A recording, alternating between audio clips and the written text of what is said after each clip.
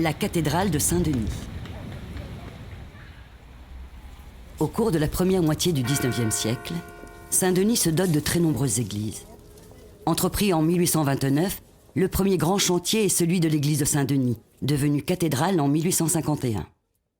Son plan basilical est dessiné par l'ingénieur Jean-Baptiste Dumas. L'église possède 2 niveaux. De style néoclassique, sa façade présente un porche à 3 arcades surmonté d'un fronton. Elle accueille les premiers fidèles en 1832. 20 ans plus tard, la place est aménagée et décorée d'une fontaine monumentale. De 1856 à 1863, la cathédrale fait l'objet de travaux d'embellissement.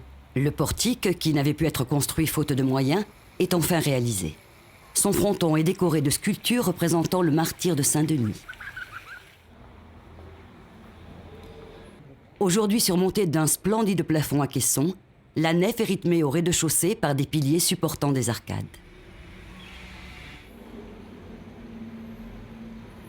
La chaire monumentale en teck a été réalisée par des ouvriers indiens, qui ont également sculpté les stalles du chœur et les lambris. Les peintures de l'abbé Moirot évoquant la vie de Saint-Denis et l'histoire religieuse de la France datent de 1905, année de la séparation des églises et de l'État.